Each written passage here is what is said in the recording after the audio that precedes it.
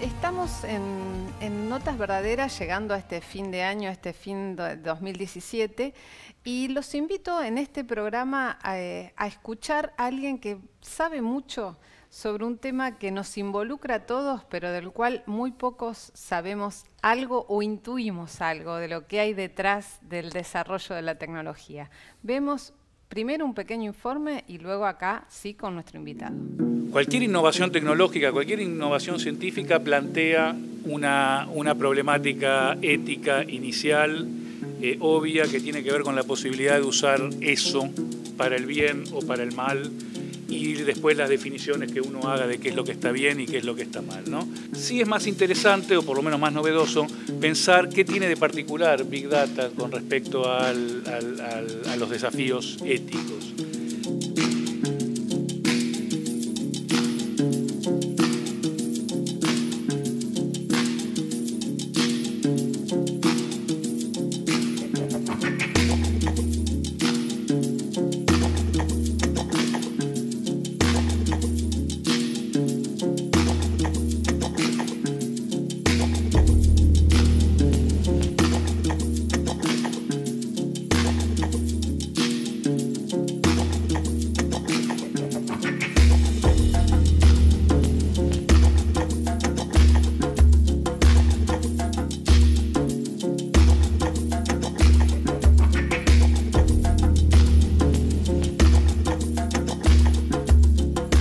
Siento que el premio es distinto para mí, pero muchísimo más para un montón de otra gente que voy a mencionar, o yo incluido en un grupo más grande.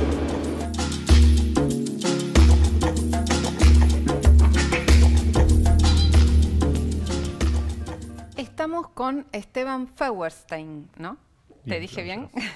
Bueno, primero gracias por venir, gracias por estar acá. Gracias por la invitación.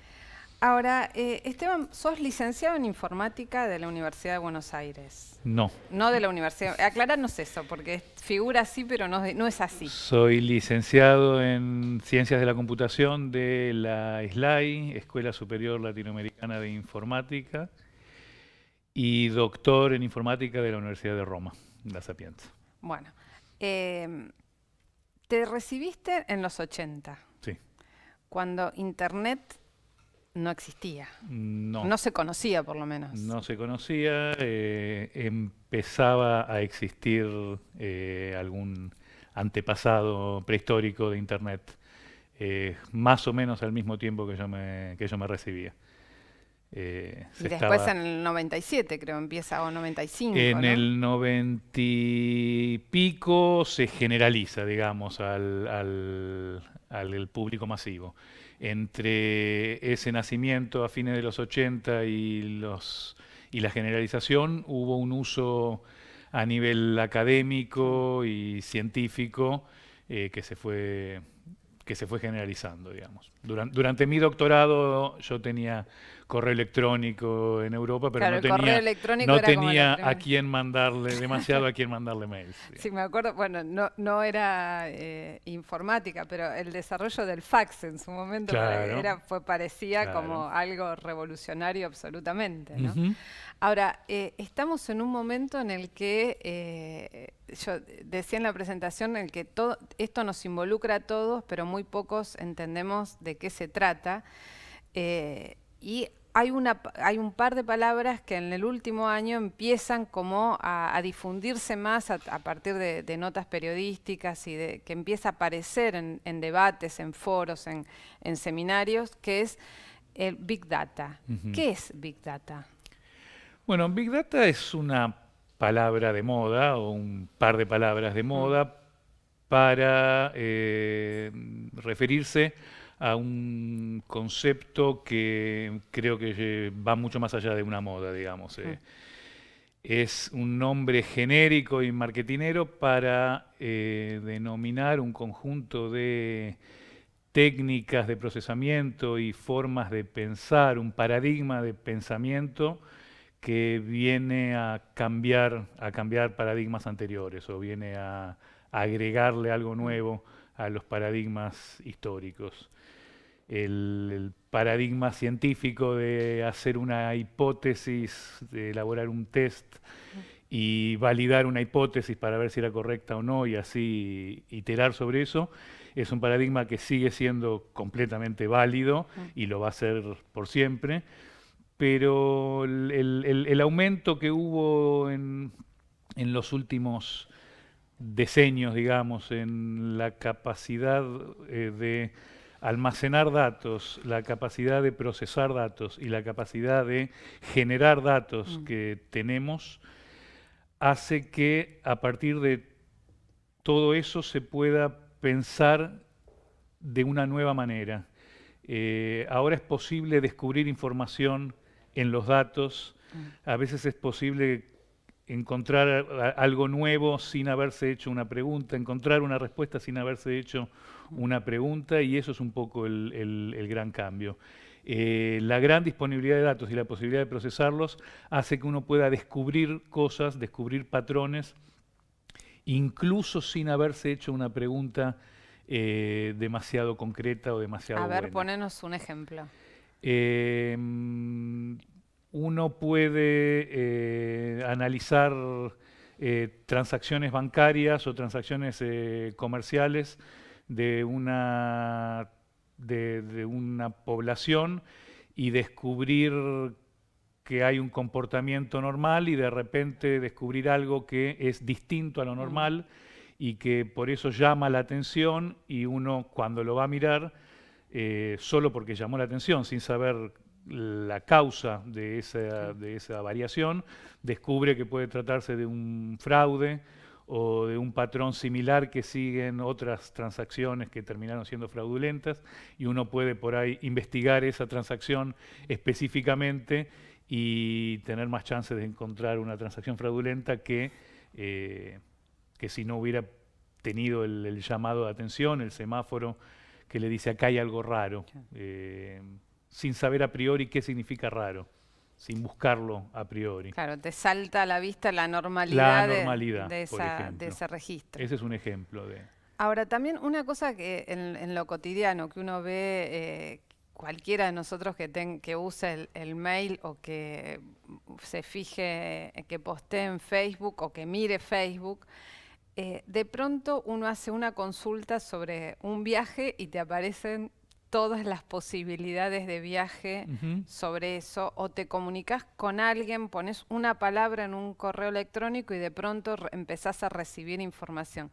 ¿Cómo se produce eso? ¿Qué son los algoritmos que dicen que relacionan esas cosas y que uno se queda como atónito diciendo ¿cómo ¿quién sabe tanto de mí? Bueno, eso es un fenómeno que está relacionado con lo que llamamos Big Data, pero no es estrictamente necesario que sea demasiado big para que suceda esto. Desde el mismo momento que vos usás una cuenta de correo de un proveedor que te dice te lo doy gratis, solo firmá acá y pone un tilde diciendo que leíste esto, le estás dando permiso para leer, por ejemplo, tus correos, tus mensajes de correo.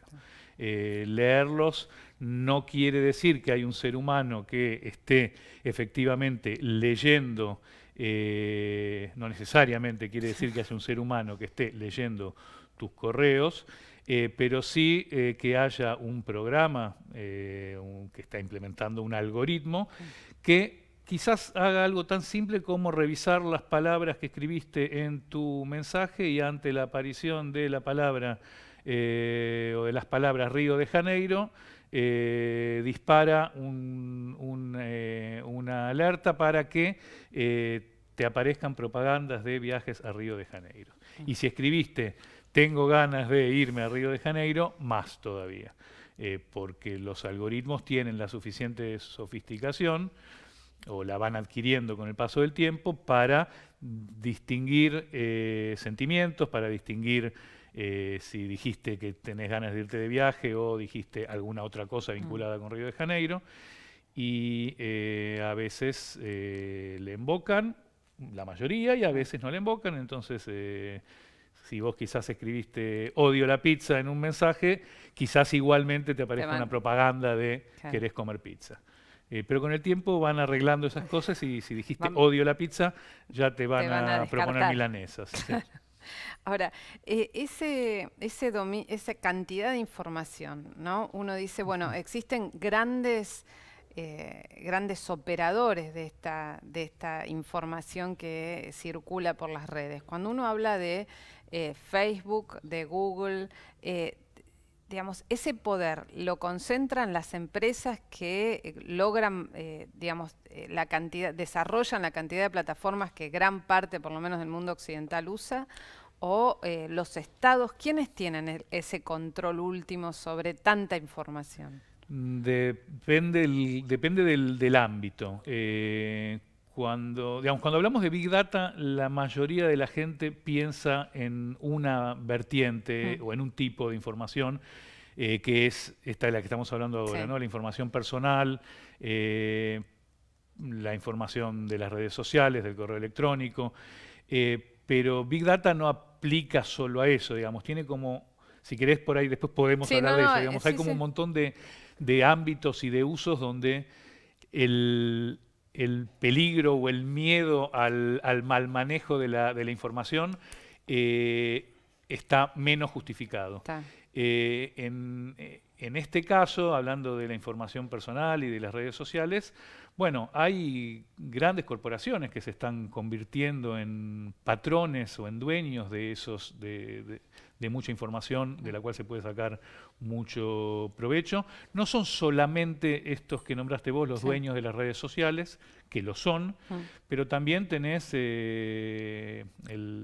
los bancos que conocen toda tu actividad financiera, las empresas de telecomunicaciones, el celular que todos tenemos en el bolsillo, que a veces encima tiene prendido el GPS, nos está delatando permanentemente y hay alguien que está guardando esa información y está usándola, repito, porque en algún momento le dijimos sí, podés usar esta información.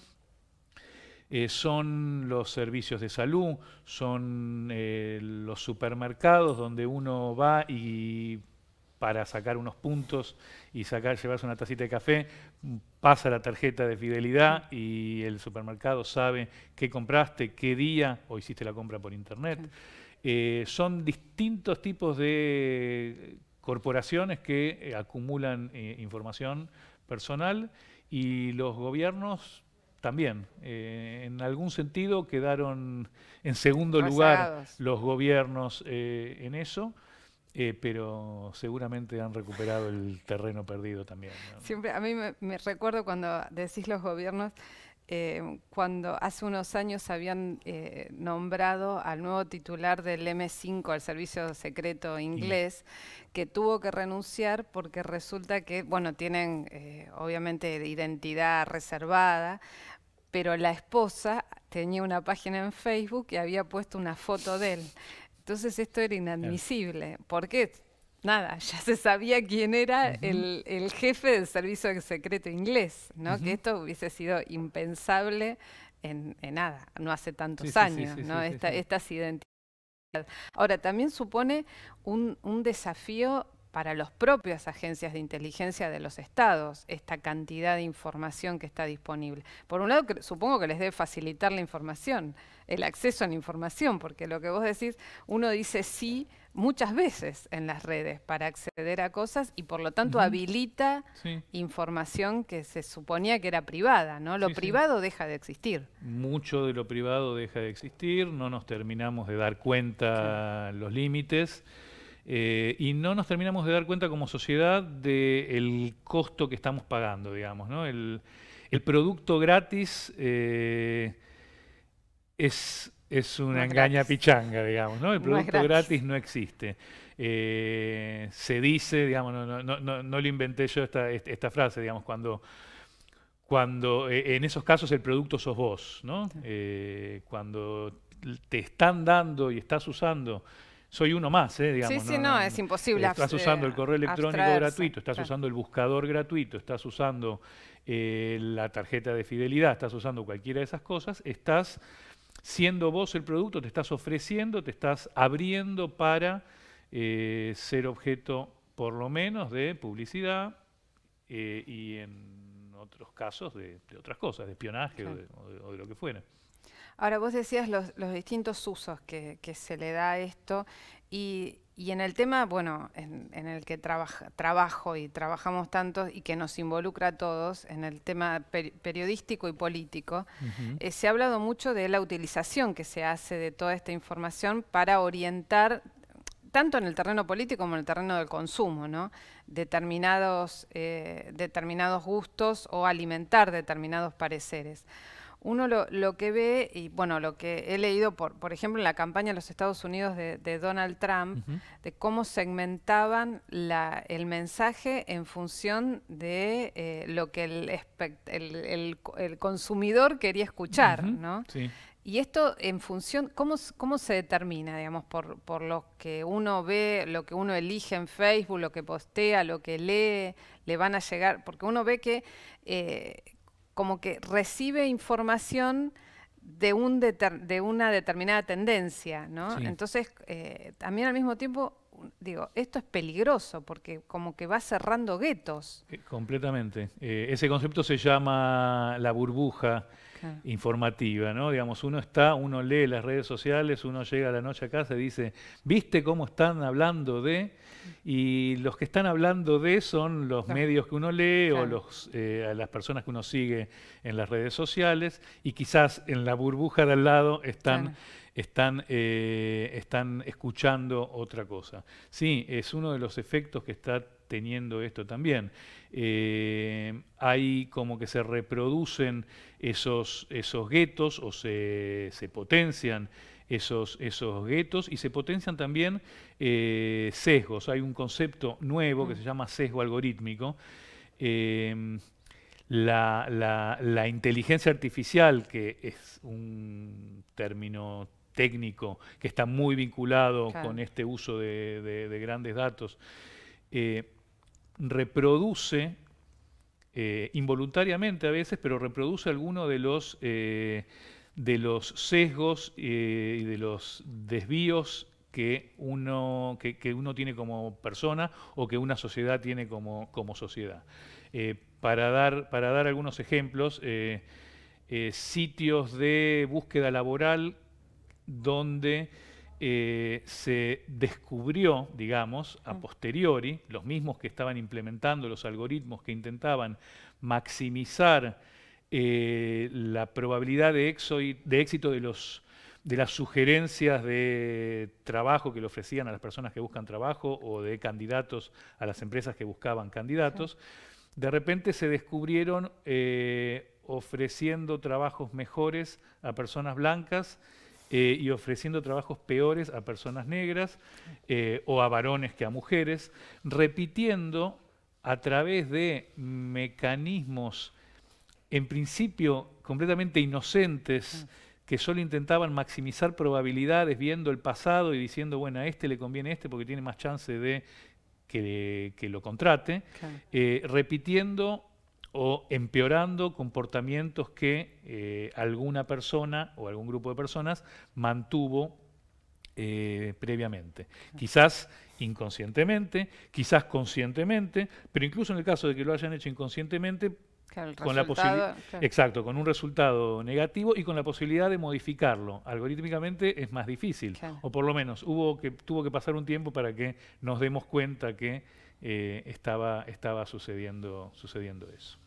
Claro, y esto, la verdad que es todo nuevo, ¿no? Uno no sabe cómo. ¿Hay alguna perspectiva de hasta dónde se puede llegar a conocer o desentrañar los gustos, lo que piensa en definitiva una persona a partir de... No, a mí no me gusta dar así pronósticos porque en general uno se queda corto con todo lo que diga. Se ha avanzado mucho, se está avanzando mucho. Y aparecen estos desafíos. A mí me parece que todas estas cosas nuevas han utilizado, por un lado, algunos conceptos anteriores, a la tecnología anterior, pero se ha generado nueva tecnología, nuevos conceptos y nuevos problemas que a su vez requieren soluciones, y entonces los expertos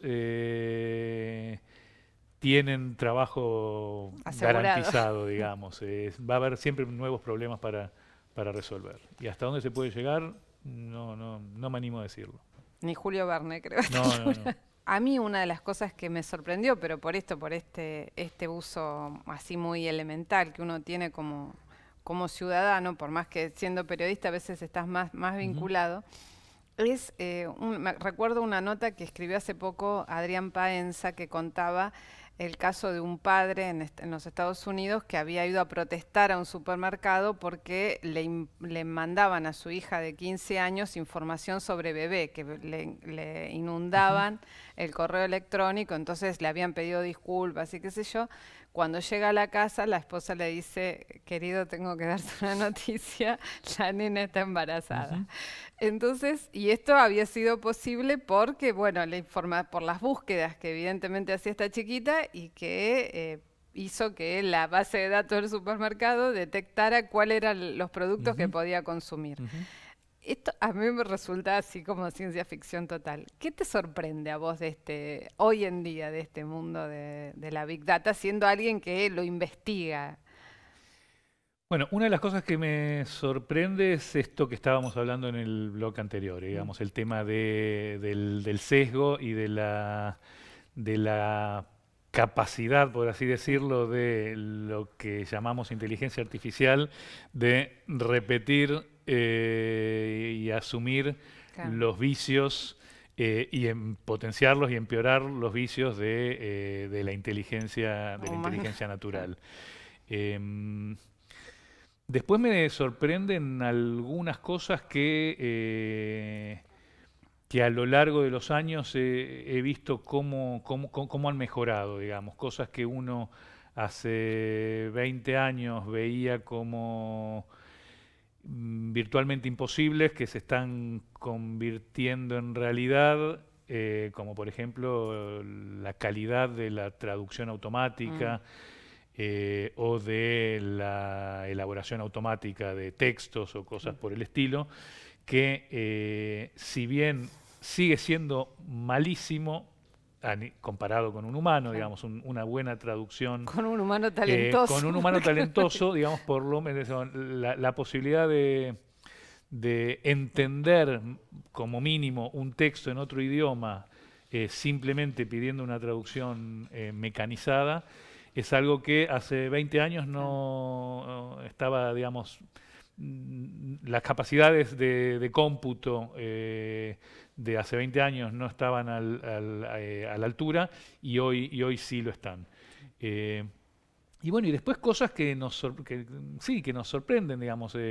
No por estar en tema uno puede decir que todo lo que está sucediendo uno se lo imaginaba, digamos. Uno se sorprende con con el grado de segmentación posible, esto que mencionabas vos antes del discurso en la campaña electoral, no solo de Trump, sino de otros. Sí, bueno, en la Argentina también. De poder dirigirle el mensaje con toda la hipocresía que eso implica, ¿no? Dirigir el mensaje al receptor en forma automática, ¿no? Esa capacidad de acceder a cientos de millones de personas casi gratis, con muy poco esfuerzo, y decirle a cada una lo que quiere escuchar, sorprende, asusta e interesa por lo que implica, digamos. Claro, recuerdo que en el caso de Trump, una mención que hacían era con respecto al tema del uso de las armas, ¿no? Entonces, cómo iban automáticamente, que él habló de la necesidad de continuar con el permiso que garantiza que cada uno compre las armas que quiera en los supermercados, pero la gente que está de acuerdo con esto lo estaba por distintos motivos. Entonces, unos eran por el derecho a defenderse, otro por la libertad que supone que cada uno pueda acceder a lo que quiera. Entonces, automáticamente se disparaban en las redes los mensajes para el usuario que pensaba de esa manera, es decir, que tenían identificado absolutamente ese sesgo al cual haces referencia, ¿no? Con el mismo mensaje, pero con distintos ingredientes. Te digo lo que querés escuchar. ¿Sí? Claro. Sí, sí, sí. Ahora, y en ese punto, ¿no? También otra cosa, lo que impresiona es, por un lado, uno dice, bueno, nunca hubo tanta cantidad de información disponible, y muchas veces se dice no hay nada más democrático que las redes porque no hay jerarquías en las redes, entonces todos podemos tener acceso a lo mismo. Pero al mismo tiempo hay una segmentación. ¿Y dónde está hay más libertad de parte del ciudadano o hay menos libertad? Sí y sí, las dos cosas, digamos. Hay mucha información disponible, ha cambiado la forma que tenemos toda la sociedad de acceder a información. Evidentemente hay cosas que están más al alcance de todos y hay paradigmas vinculados con esto del Big Data, como ser el gobierno abierto, la información abierta, la transparencia. Eso yo creo que es positivo. Al mismo tiempo hay mayor concentración, no todos tienen el mismo acceso o tenés el acceso, pero a veces estás inundado por la cantidad de información y la posibilidad de separar la paja del trigo requiere capacidades, requiere conocimiento, requiere educación, y si la sociedad no es educada en ese sentido, vas a estar reproduciendo nuevamente lo mismo de siempre, digamos, ¿no? Nuevos instrumentos que son aprovechados por el que tiene la posibilidad de aprovecharlos. Claro. Hay que tratar de dar esa batalla también, digamos, ¿no? Que la sociedad pueda adquirir este derecho en forma igualitaria y no, o reproduciendo en la menor medida posible los vicios de otras revoluciones tecnológicas. Claro. Ahora, también una cosa, y después te quiero preguntar sobre cómo es, bueno, otra cosa. Con respecto al tema de las llamadas fake news, ¿no? Las noticias falsas. ¿Hay algún mecanismo? La otra vez me contaban que en el caso de Facebook estaban preocupados por ver la cantidad de difusión que por ahí había habido de determinadas noticias falsas. Bueno, también a partir de la campaña en los Estados Unidos entre Hillary Clinton y Trump, surgió esto con más públicamente, por lo menos el debate. Preocupados en ver cómo se podían, no sé si neutralizar, detectar, si hay formas de detectar estas noticias falsas para no difundirlas. Hay gente que está trabajando en esto. Veníamos hablando antes de que mucho de la problemática de Big Data tiene ribetes interdisciplinarios, claro, ¿no? En general los informáticos no trabajan solos en todo lo que es Big Data. Es un campo interdisciplinario donde hay matemáticos, estadísticos, sociólogos, claro, antropólogos. Dependiendo el nicho de aplicación, claro, va también variando un poco eso. Y en el tema de las fake news, hay gente de las ciencias sociales trabajando mucho y hay posibilidades, hay mecanismos, algoritmos y trabajo para detectar de alguna manera y morigerar un poco ese riesgo. Y si querés yo te sumo, digamos, dentro de la misma línea del peligro de las fake news, sumo el peligro o los problemas con los trolls, los robots que tuitean, los perfiles falsos, las personas falsas que difunden noticias, o no solo noticias, scratches, agresiones. Las redes sociales se han convertido o son un mecanismo, son un medio de comunicación también, y como tal, entonces tienen todos los peligros de los medios de comunicación y las dos caras de la moneda, ¿no? Sí. La democratización del acceso a ese medio provoca cosas buenas y provoca también cosas malas, ¿no? Si uno se pone a leer los tweets que se generan a partir de cualquier noticia o no noticia, sí, los comentarios en los diarios, la replicación y la repetición de agresiones, barbaridades, mentiras alrededor de cualquier tema, se da cuenta de, bueno, eso, de esa cara de la moneda. Claro, además se escudaban al anonimato, ¿no? Totalmente. Porque la impunidad que supone sí, eso. Y cuando no es anónimo, también. No, también, las bueno, dos, las digamos, dos. sí, las dos. Pero el tema, bueno, lo que vos decías, los trolls, sí, es como sí, impresionante, porque además es como, realmente es como un cardumen que de pronto se activa ante un comentario, decir, ¿cómo es esto? Y bueno, y también hay también es un desafío y hay buenos avances tecnológicos para detectar eso y para poder distinguir qué es un troll o para aproximadamente distinguir qué es un troll y qué no lo es,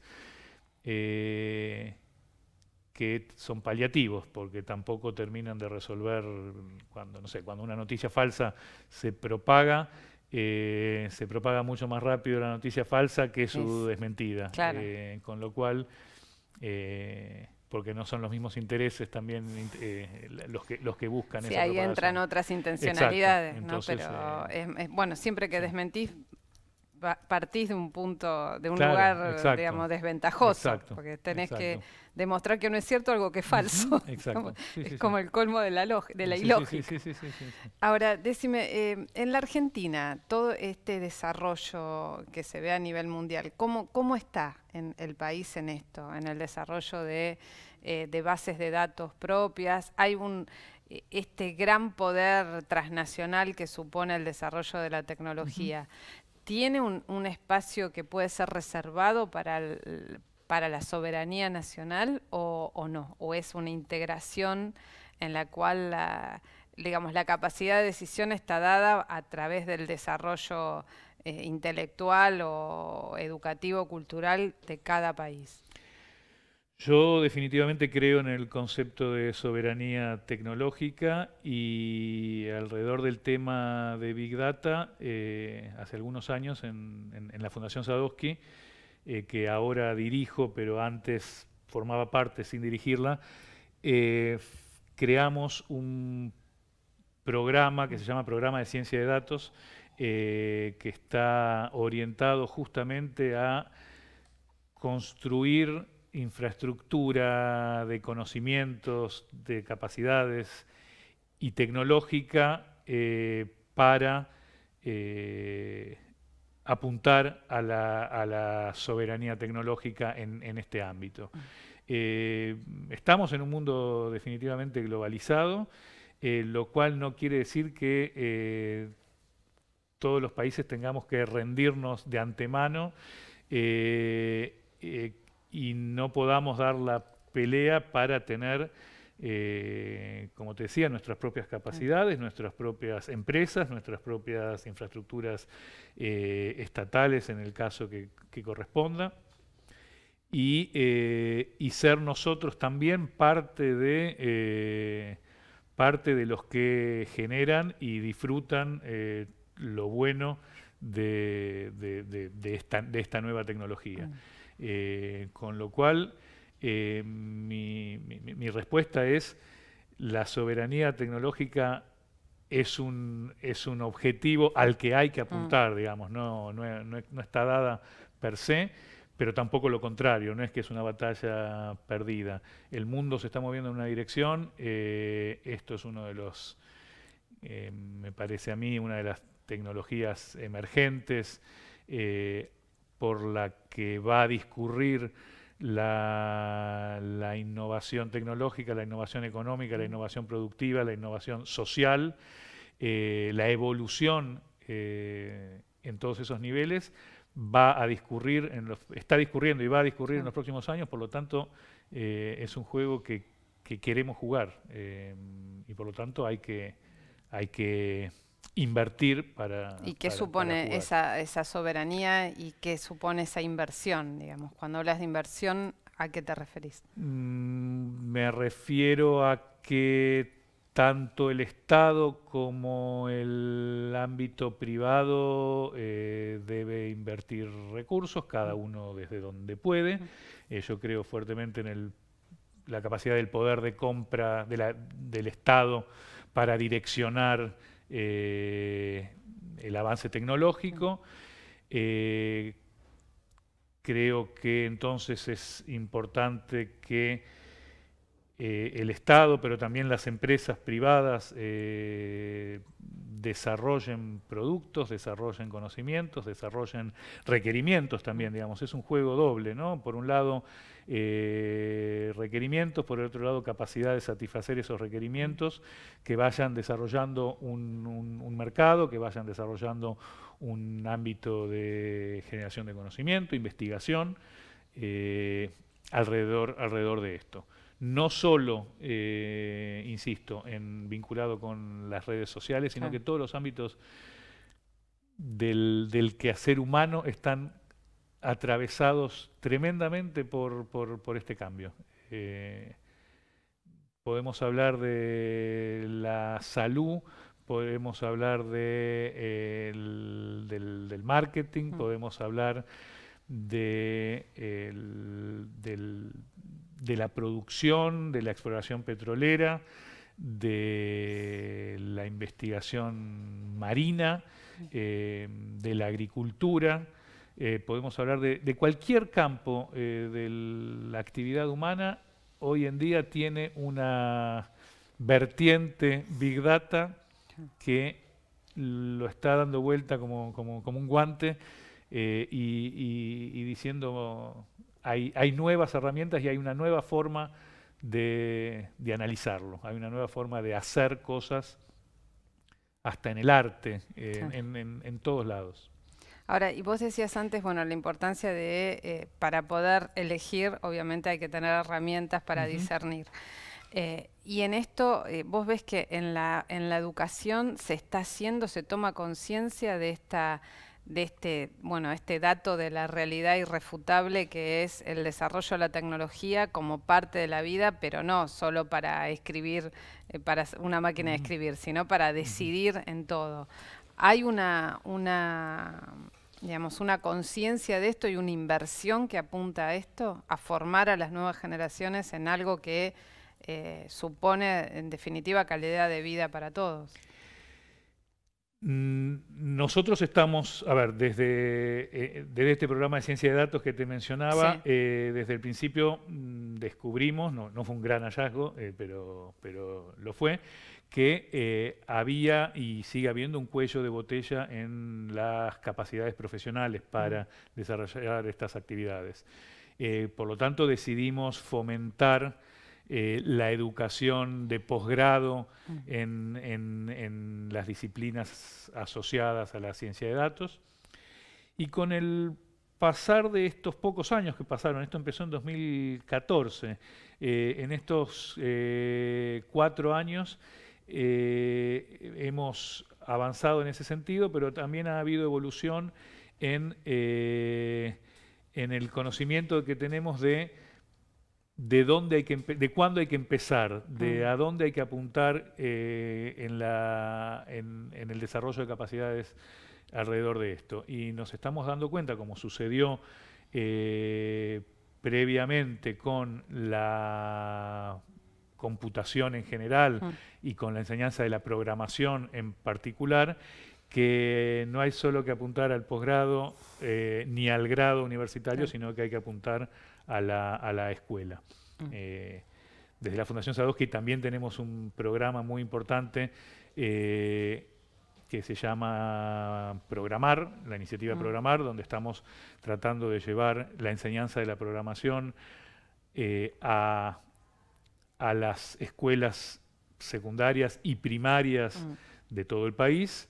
Y cuando digo enseñanza de la programación, no digo aprender a usar un editor de textos o hacer presentaciones, sino a programar, porque está demostrado que aprender a programar es una forma de aprender a pensar y de aprender a entender el mundo en el que tenemos que vivir y que van a vivir los chicos que están ahora en la primaria.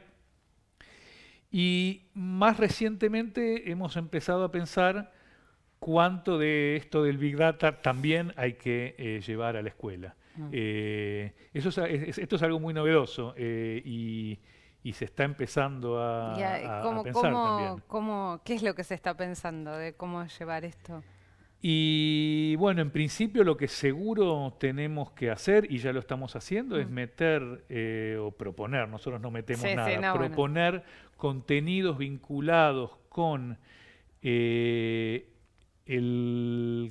conocimiento de a quién le estoy dando mis datos, de qué pueden hacer ellos con mis datos, esa idea de que no hay nada gratis, que cuando estoy utilizando aplicaciones gratuitas que acceden a mi información, estoy proveyendo algo que es mío y que me tiene que preocupar qué seguridad va a hacer, digamos, qué seguridad, qué cuidados van a ser aplicados a esa información, para qué va a ser usada, a quién se la van a dar, quién la va a guardar, durante cuánto tiempo, todo ese tipo de cuidados que la mayoría de los adultos desconocemos o estamos aprendiendo por la fuerza a darnos cuenta que, ojo, eso parece que es importante. Bueno, hay que empezar a incorporarlo en la educación, ¿no? La idea de, lo busqué en Google y lo encontré, descubrir qué riesgos tiene, qué sesgos puede tener, que hay cosas que se encuentran y cosas que no se encuentran en los buscadores, ¿por qué? Eso también es interesante, ¿no? Porque hay cosas que no se encuentran. Y bueno, quizás algunas cosas están pensadas para favorecer la probabilidad de que el que busca encuentre lo que quiere, y entonces los que a veces buscamos cosas distintas no las encontramos. Pasa también cuando te metes a mirar tele en una de estas plataformas, las cosas que te ofrece ver a veces son pegadas, mirá qué bueno lo que me ofreció, y a veces te ofrece más de lo mismo. Siempre me ofrece lo mismo, y te metes en tu propia burbuja, y si no es una película que ya viste, es una película que no viste, pero no te agrega nada nuevo, y te cuesta después salir y ver algo nuevo, algo disruptivo. Hay como una especie de confort de los buscadores en ofrecerte, maximizar la probabilidad de que la recomendación acierte, y eso te deja... Sí, no te sorprenda. No te deja fuera la capacidad de sorpresa. Contanos un poco qué es la Fundación Sadowski y cuál es la vinculación con el Ministerio de Ciencia y Tecnología y qué programas desarrolla sucintamente. Bueno, la fundación es una fundación que nació en el 2011 a partir de la iniciativa del Ministerio de Ciencia y Tecnología e Innovación Productiva, y conjuntamente entre el Ministerio y las dos cámaras más grandes del sector informático en Argentina. La CESI, que es la Cámara de Empresas de Software y Servicios Informáticos, y SICOMRA, que es la de Empresas de Informática y Telecomunicaciones. Y el objetivo, así en un renglón, de la Fundación Sadowski es fomentar la vinculación entre el ámbito académico y el ámbito productivo en tecnologías de la información y la comunicación. Con lo cual tenemos siempre un ojo puesto en la universidad y en la investigación, y un ojo puesto en el importante sector de desarrollo de software y de informática del país, tratando de hacerlos confluir y ayudando a que la informática sea, digamos, motor del desarrollo nacional. El sector de software es un sector muy importante económicamente en Argentina, y debería hacerlo más, o podría hacerlo más, a través de la de la mejora de sus capacidades y de la innovación en lo que produce ese sector. Y la forma de trabajo que tenemos es a través de distintos programas y proyectos, algunos de los cuales ya mencionamos. Uno es este de ciencia de datos, del cual hablamos un montón. Otro tiene que ver con ese cuello de botella que es las personas o los profesionales que pueden desarrollar las tareas que requiere el sector. Y entonces, a ver, diciéndolo en forma muy cruda y veloz, hay más oferta de trabajo que capacidad de llenar esa oferta. Entonces, perdón, hay más demanda de trabajo que oferta de personas que pueden cumplirla. Y entonces necesitamos más profesionales en informática, y por eso hemos apuntado a fomentar el estudio de las carreras de informática, de ingeniería, de tecnología, de matemática en el país, a través de un programa específico para eso. Tenemos un sector que se ocupa específicamente de la vinculación tecnológica, de llevar adelante proyectos conjuntos entre academia y empresas.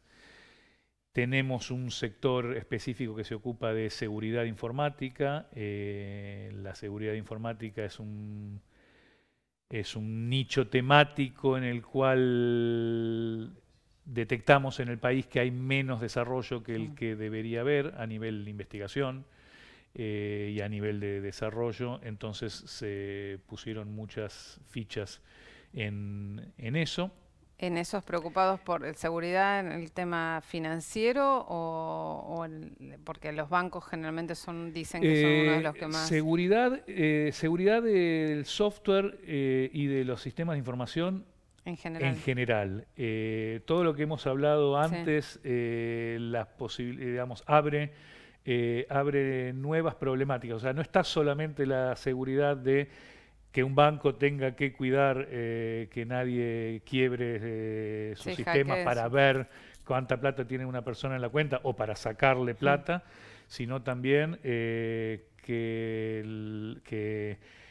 las redes sociales, que la información que esté en las redes sociales esté también protegida, o que si yo me bajo una aplicación para llamar un taxi desde mi celular, no esté habilitando que un hacker que tiene acceso a los datos que circulan por el aire pueda descubrir no solo a dónde me voy a tomar un taxi, sino que mire mi agenda y mire mi password del banco o cualquier otra cosa, digamos. O sea, la seguridad informática es muy amplia.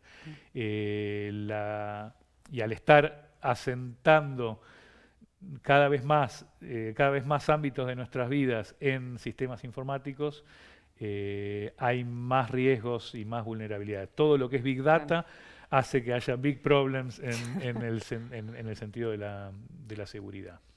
La información electoral, el voto electrónico, todos esos nichos donde la informática puede hacer un aporte, significa también lugares donde la informática puede traer problemas de seguridad, que son los que se ocupa la seguridad informática. Ahora, te pregunto el último tema sobre la Fundación Sadowski, es el tema del proyecto GENIS. ¿Qué es concretamente el proyecto GENIS, desarrollado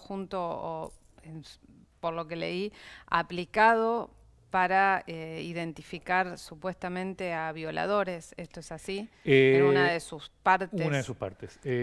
Sí, GENIS es un proyecto de la Fundación. Digamos, me viene bien también el pie porque no hablé de los programas, pero además tenemos otros proyectos que son a veces temáticos o, digamos, tenemos la idea de proyectos faro que pueden iluminar el desarrollo de tecnología en una dirección.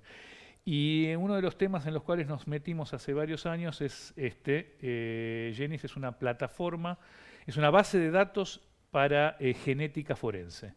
La genética forense tiene que ver con aplicación de tecnología informática y genética a situaciones de delitos que no necesariamente son delitos de características sexuales, pero el caso de los delitos sexuales y el registro de violadores es uno de los casos de aplicación. Pero en general, en cualquier tipo de delitos, no sé, también, o sea, en asesinatos o en delitos contra la propiedad, pero fundamentalmente en asesinatos o agresiones físicas o sexuales, aparece la posibilidad de que haya evidencia forense que